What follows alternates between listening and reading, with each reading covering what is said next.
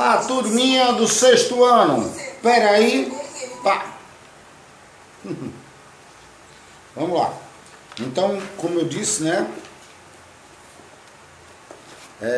As sociedades, as atividades econômicas e o espaço geográfico. Primeiro, vamos relembrar o que é espaço geográfico.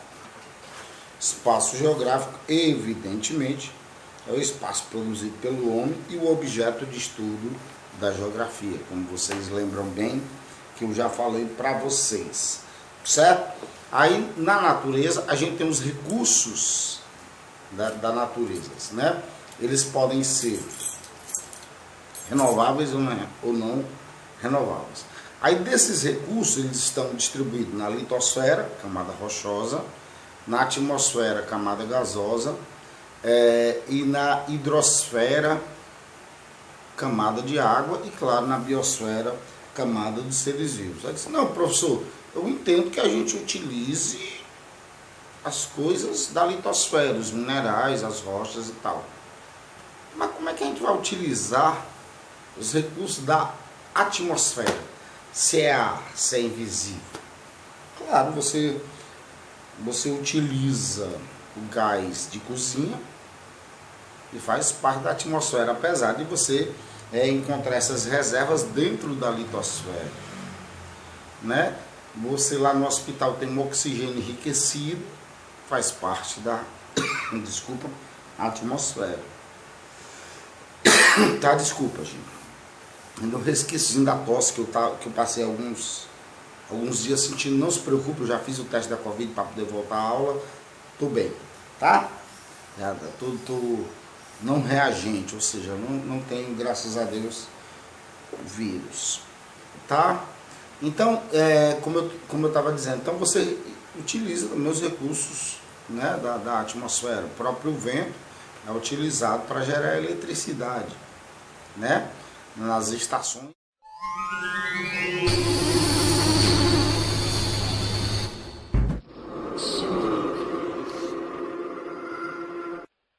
Eólicas, não é verdade?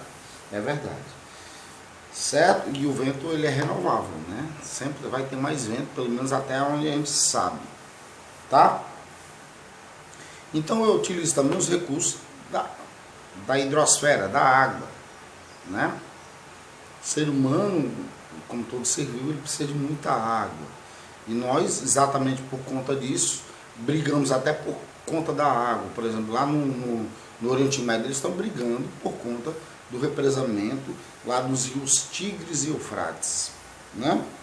Certo? Tem os recursos, e sim, a biosfera, só para terminar, claro, a gente utiliza, né, tem as suas cadeiras de madeira na sua casa, claro, que são derivadas da biosfera, ou seja, uma árvore foi derrubada para que você tenha essas cadeiras, essas mesas, quando elas são de madeiras, ou quando são um conjunto entre madeira e matéria e recursos minerais, não é verdade? Então, a gente utiliza os recursos da natureza de um modo geral, tá certo? Então, esses recursos, como eu disse, podem ser renováveis ou não renováveis. Por exemplo, do petróleo. Tem petróleo no planeta. Eu vou utilizando, um dia ele vai se acabar. Porque o petróleo, para ser produzido, ele precisa de milhões de anos. O carvão precisa de milhões de anos. O gás natural precisa de milhões de anos. São os recursos não renováveis. A natureza está produzindo mais, certo? Mas não vai dar tempo para a gente utilizar esses recursos.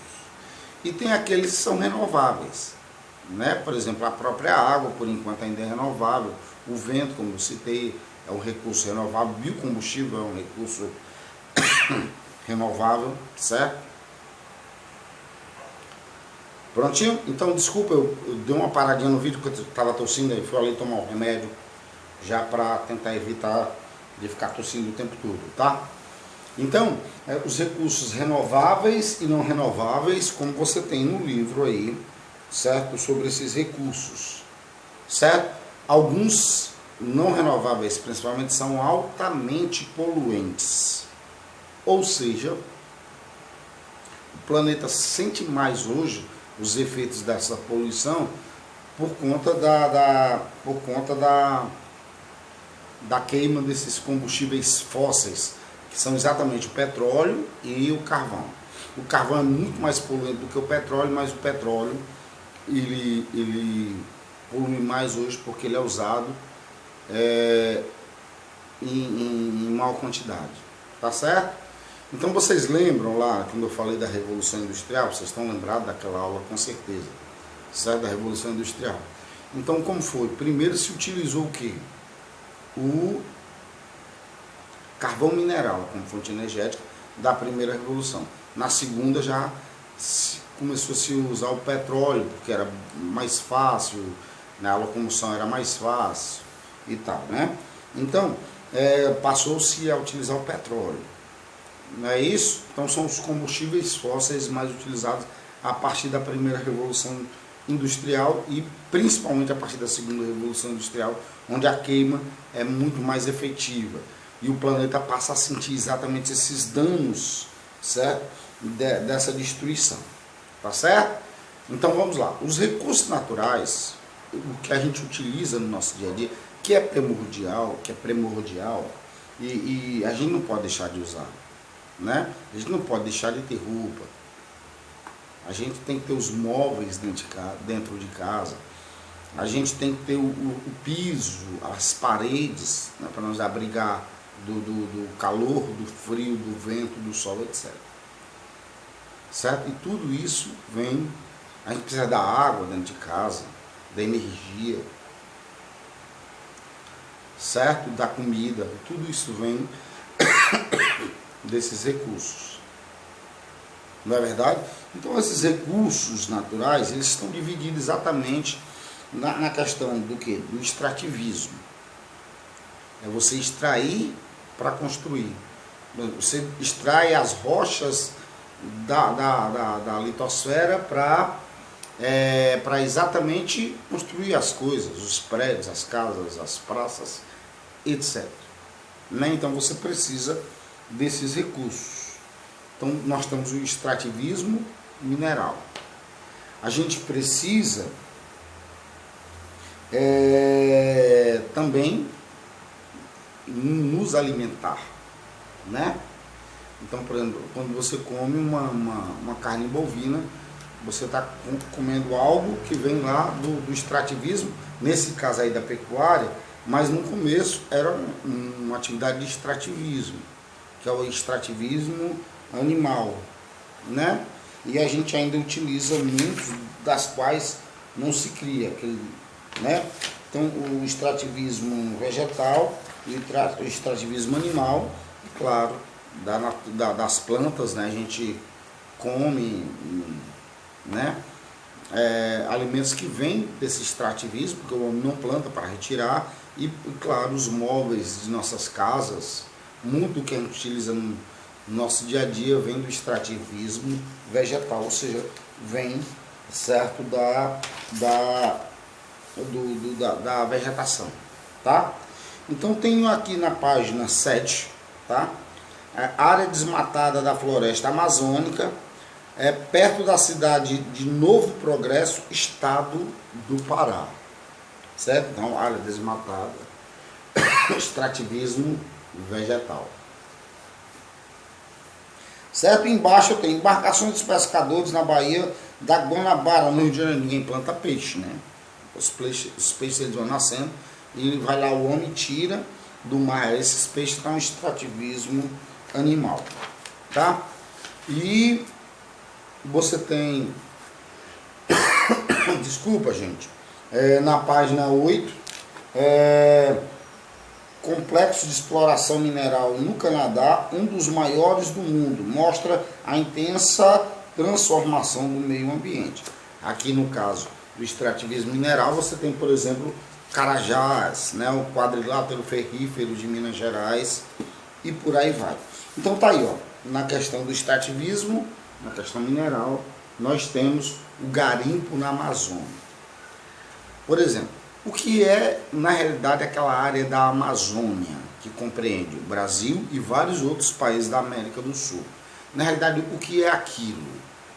Aquilo, na verdade, gente, é uma área de integração desses subsistemas que eu tanto falei para vocês durante o ano. Por exemplo, o próprio relevo, tanto na questão dos planaltos, como na questão das planícies naquela região da Amazônia, tá? Essa área de litosfera, de camada rochosa, da sustentação para que a floresta exista, para que aquela área amazônica exista de um modo geral, tá? Então, por exemplo, aí você tem a água. A água é de fundamental importância para a sobrevivência daquele ecossistema. Aí você tem o que? O ar. O clima tropical equatorial é de fundamental importância em todas as suas características para a sobrevivência da floresta. Então você tem rocha, você tem água e você tem ar, numa combinação estrategicamente feita pela natureza para que aquele ambiente pudesse se fazer. Ou seja, para se fazer aquela grande floresta equatorial, a maior floresta equatorial do mundo. Como eu já disse para vocês, não é a maior floresta do mundo. A maior floresta do mundo é a taiga siberiana, mas é a maior floresta equatorial do mundo. Então a combinação entre a atmosfera, hidrosfera e litosfera é fundamental para que aquele subsistema exista, ou seja, para que a biosfera pudesse se desenvolver daquela forma. E o que dá sustentabilidade à floresta é a própria floresta. Se você devastar a floresta, você corre um risco muito grande de formar uma área de cerrado menos produtivo ou, no fim de tudo, uma área alagada de água doce, um mar de água doce naquela região, porque a floresta ela se reproduz na própria floresta. Por exemplo, quando se dá a reprodução da floresta, a biosfera ela não se reproduz no chão, ela se reproduz nas próprias folhas, das quais, quando já estão no processo de reprodução, que cai no chão e frutificam novas árvores, nova vegetação. É inacreditável isso, mas é verdade. Então, desculpa de novo, o solo da floresta amazônica ele é raso, ele não é um solo profundo, ele não é tão fértil como se pensava, certo? Então, um solo raso. Então, a capacidade de reprodução, ou seja, do ciclo da vida na floresta amazônica é uma coisa inacreditável. A floresta se reproduz em cima da própria floresta. Então, tirar isso, mexer com isso, é mexer com o clima do mundo, é mexer com uma coisa natural inacreditável, onde tem plantas que ainda nem foram catalogadas, certo? Animais que sobrevivem dali. Você tirar a floresta, você vai extinguir espécies de diversos animais. Lá na floresta, né, quando se descobriu o ouro por lá, muita gente foi para lá e foi retirar esse ouro da floresta amazônica. Que na região do centro-oeste você também tem, tá? Você tem a floresta amazônica, ela não fica restrita à região norte, ela passa para a região nordeste e ela passa para a região centro-oeste, certo? Então, foi descoberto ouro, que tinha muito ouro por lá, tem a história da Serra Pelada, você pode investigar, você pode estudar sobre isso, tá? Então, com relação a isso, descobriu ouro em diversas áreas da floresta. Então, o garimpeiro, a pessoa que vai lá para extrair esse recurso mineral da floresta, como tem aqui na nossa página 9, o garimpo da floresta. Então, o ouro em menor quantidade, quando se pegava as pepitas, né, de ouro, muita gente rico com isso, nesses garimpos e tal, mas hoje o ouro está mais restrito, tá, né? Não tem tanto como se tinha umas décadas atrás, então, mas tem. Então o que eles fazem? Eles pegam aquelas quantidades menores de ouro e depois eles juntam aquelas pequenas quantidades e formam uma pedra maior para que eles possam vender e ganhar dinheiro. Não pode nem recriminar, porque muita gente sobrevive, tira o pão de cada dia daquelas áreas, né? Da região norte e do centro-oeste da região da floresta, passando para o cerrado, que tem ali uma faixa de transição. Então, para fazer a separação, eles utilizam um único metal que é líquido, que é o mercúrio. Então eles utilizam o mercúrio para fazer a separação dos outros elementos do ouro. Só que quando eles fazem isso, e você imagina um monte de gente fazendo isso ao mesmo tempo, durante todo o percurso da bacia hidrográfica, porque a gente sabe que o rio Amazonas não é só o rio Amazonas. A bacia hidrográfica do Amazonas é a maior do mundo, aí sim é a maior do mundo. São muitos e muitos rios que fazem parte daquela bacia hidrográfica, certo? Dos quais alguns são afluentes, outros são subafluentes. A gente sabe que a bacia amazônica, certo? Ela nasce na Cordilheira dos Andes, no Peru, que é outro país, certo? Ele passa por uma vasta área e tem muitos afluentes em vários países, afluentes e subafluentes que fazem parte da bacia hidrográfica da Amazônia, certo? Mas estão em outros países. Então ele vem, ele deixa o Peru e entra, ele recebe alguns nomes, entra no Brasil, ele recebe o nome de Rio Negro e Solimões, no encontro ali dos dois, ele se transforma em definitivo no rio Amazonas, que eu já expliquei para vocês na questões quando eu estava falando sobre as bacias hidrográficas, tá? Então, quando ele faz essa separação, pensou que eu não ia voltar para a questão do mercúrio, né? Mas voltei. Quando ele faz a separação, certo? O mercúrio é jogado na água. Ou seja, nos afluentes, nos subafluentes e no rio principal, que é o Amazonas, da bacia amazônica. Então ele contamina a água. Tá? Ele contamina a água. E a água contaminada, a gente sabe que tem muita gente que usa daquela água para beber, para o consumo diário, aquelas populações ribeirinhas da bacia do Amazonas. E é uma água que já vai comprometida por conta da utilização desse mercúrio, certo? E por consequência de outras contaminações, né? O esgoto doméstico, aquelas coisas, de fábricas e por aí vai. O fato é que eles também, muitas dessas populações, uma quantidade bem significativa, utiliza o extrativismo animal. Aí está a questão do extrativismo animal, que eu mostrei para vocês agora há pouco. Utiliza para se alimentar daqueles peixes. Só que por conta do peixe viver na água, na realidade todo mundo pensa que o peixe respira água, não? O peixe respira oxigênio como nós. Só que ele tem as guelras, as brânquias, né? Certo? Que fazem lá a separação, ele faz uma hidrólise natural, separação do oxigênio do hidrogênio. Então na realidade o peixe respira mesmo é o oxigênio. Certo? Só que quando ele está fazendo aquilo, ele vai absorvendo a água, evidentemente, e a água está contaminada com mercúrio.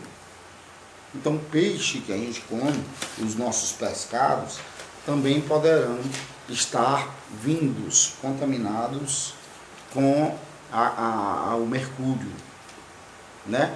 Por isso que é bom a gente pensar assim, pô, o peixe é muito bom, faz bem para a inteligência, para a memória, é uma carne mais saudável do que a carne bovina, por exemplo, a caprina, a suína e tal. Então o peixe é muito bom, mas a qualidade do peixe por conta da contaminação feita pela ação antrópica, o que é a ação antrópica? Todo mundo já sabe, ação antrópica é a ação do homem. Então isso pode comprometer a qualidade desse pescado, dessa piscicultura. Piscicultura tem a ver com o pescado, certo? Então você vai aí fazer a atividade para fazer agora. Claro, você vai fazer aí e mandar para mim, certo? Observe as fotografias a seguir e depois responda as questões. Então você tem uma área aqui, né, a área de extração de minério de ferro, certo? O minério de ferro é que a gente faz o ferro, evidentemente, mas ele vem misturado. Aí lá na metalúrgica se faz a separação. Aí aqui uma pessoa extraindo o açaí, aquele famoso açaí que virou moda aqui por Fortaleza, né? Então ele vai fazer as perguntas. Quais elementos naturais estão sendo extraídos? É a pergunta. Certifique-os como recurso renovável ou não renovável.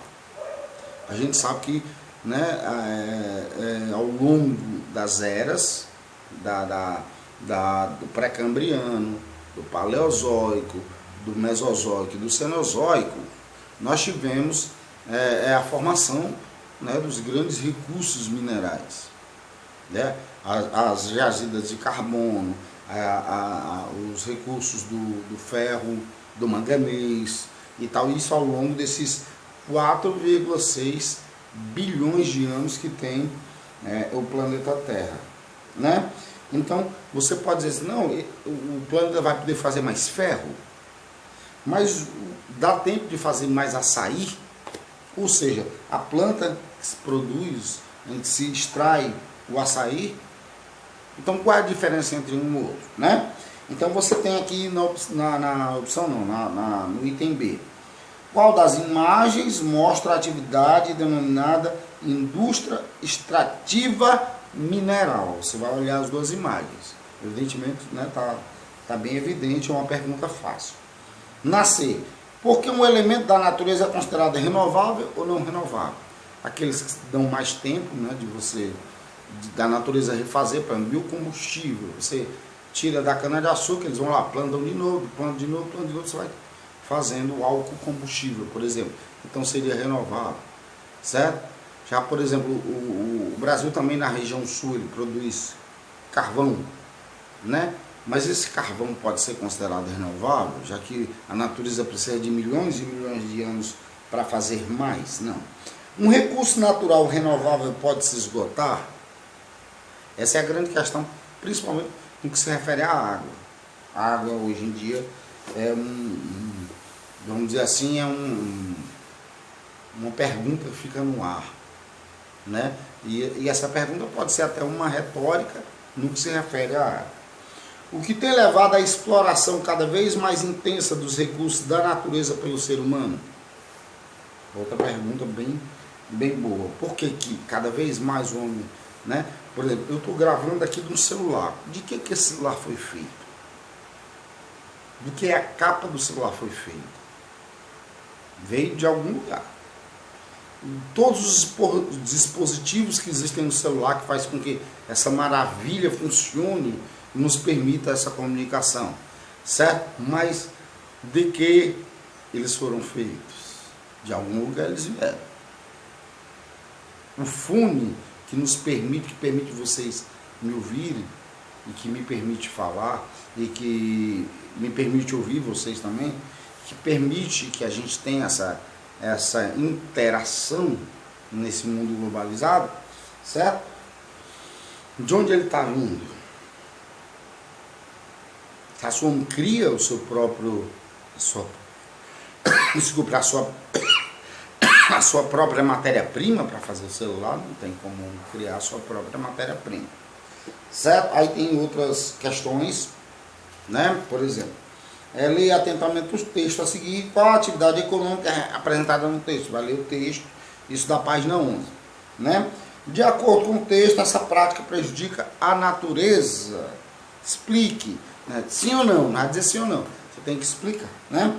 Observando as fotos, a seguir classifique os produtos mostrados como natural, renovável ou não renovável. Justifique sua resposta. Aí você tem as árvores de um lado e você tem aquele famoso bujão de gás, que o pessoal também chama de botijão de gás, né? Tem gente que tem tanto cuidado com as coisas dentro de casa que quando você chega na casa da pessoa, aí tá lá a televisão com a capa, né? O aparelho lá de recepção da TV a cabo tá com capa, o aparelho de recepção do Wi-Fi tá com capa, o ventilador tá com capa, você vai na cozinha, o bujão parece um anão de vestido, que também está com capa, né? E por aí vai.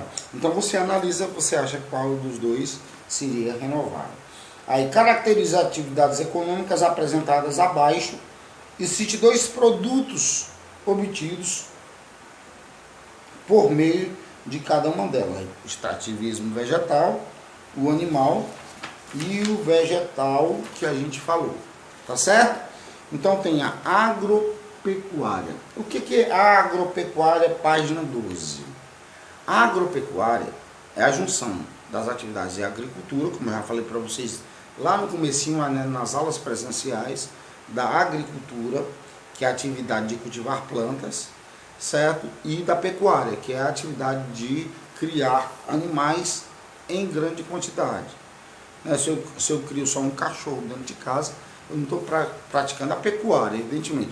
Mas se eu tenho 1000 cabeças, como se diz, 1000 cabeças de gado, aí sim, né, eu estou praticando a pecuária. Aí, dentro dessa agricultura, eu vou ter os meus métodos para melhor produtividade, certo? Para maior produtividade, e eu tenho o meu método para maior produtividade do rebanho, no que se refere à pecuária, certo? Fazendo ou a extensiva ou a intensiva, no caso da agricultura, fazendo a agricultura de subsistência, que é aquela que eu planto para eu mesmo colher, certo? Ou a agricultura comercial, que é aquela que eu utilizo para ganhar muito dinheiro, como muita gente é muito rica, porque produz os produtos da agropecuária. Tá bom? Então, essa junção da agricultura com a pecuária dá na palavra agropecuária, onde o Brasil tem um grande destaque, tá? O Brasil se destaca bastante. Infelizmente, aí a gente volta para a questão da floresta.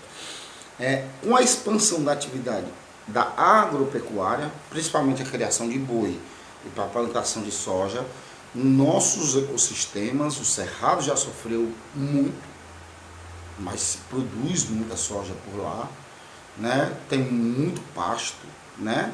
Por conta da própria característica da vegetação, certo?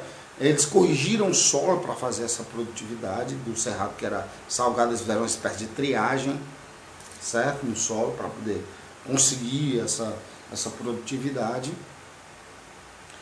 certo? E eu tenho, por conta disso, a degradação ambiental. Com o avanço dessa atividade agropecuária no Brasil, da soja, principalmente do gado, pecuária do gado, nós temos a expansão da fronteira agrícola, o que tem de fato provocado a destruição em demasia da nossa grande floresta equatorial amazônica. E há quem diga que são exatamente esses agropecuários, esses grandes produtores agrícolas, grandes produtores de carne, seja para leite ou seja para o abate da própria carne que a gente consome no nosso dia a dia, certo? Os grandes fazendeiros, os grandes empresários nessa área que têm sido os grandes responsáveis, né? A quem diga, não estou acusando, estou dizendo a quem diga que eles são os grandes responsáveis pela destruição de forma mais intensa da floresta amazônica. Como eu expliquei para vocês, tem fogo que é natural, tem fogo que é acidental e tem fogo que é proposital. Então eles mesmos tocam fogo, porque é a maneira mais fácil, mais rápida e mais prática de se livrar do resto da colheita que não presta mais, para depois plantar de novo. E sem a preocupação que aquele fogo que ele botou lá, né, as chamadas queimadas, se propague para além da sua própria fazenda, provocando incêndio de um ecossistema tão importante como é o ecossistema da floresta amazônica. Tá certo? Então, por que o homem principalmente destruiu as áreas naturais para praticar a agricultura? Porque o homem primitivo, ele vivia de acordo com o que a natureza se proporcionava.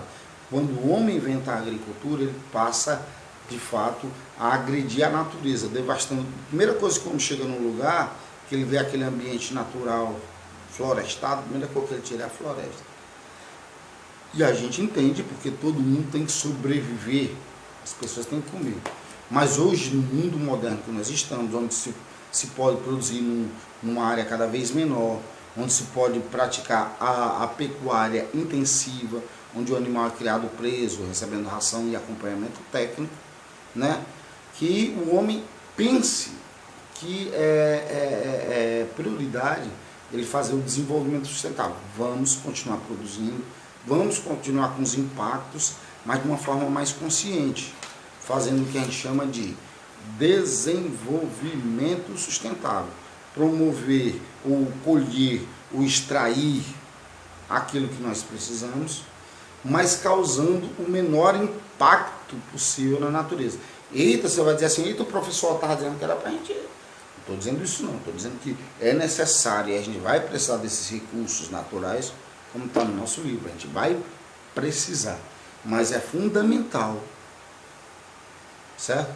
Que a gente faça isso de uma forma muito mais consciente do que a gente fazia há 40, 50 anos atrás. Precisou de retirar uma árvore, planta outra. Planta 10. De 10 nascem 5. Então a área vai ser reflorestada. Né? Precisa da água. Então eu tenho que fazer a transposição do São Francisco. Então vamos fazer de uma maneira, para evitar que as pessoas morram de fome no Nordeste Setentrional, da maneira mais consciente possível. Vamos tirar só 1%, né, do metro cúbico de água que passa ali naquele local. Precisamos dos peixes, precisamos dos seres marinhos para nos alimentar. Mas deixa a época dele de reprodução sem pescar, para que ele possa se reproduzir mais. Senão vai se acabar. Acontece isso já hoje, graças a Deus. Né? Quem controla isso é a Embrapa, né? Empresa... Não, a Embrapa não, a IBAMA, desculpa. IBAMA, Instituto Brasileiro do Meio Ambiente.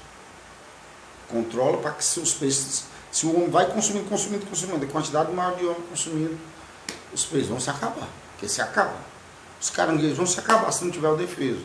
A lagosta vai se acabar se não tiver o defeso. Então hoje já se faz isso. E é preciso que a gente amplie isso para outras espécies, e é preciso que a gente amplie isso para a natureza como um todo, para que a gente possa fazer extrativismo, certo? Seja animal, vegetal, mineral, de uma forma muito mais consciente, tá bom? Beijinhos para vocês e tchau.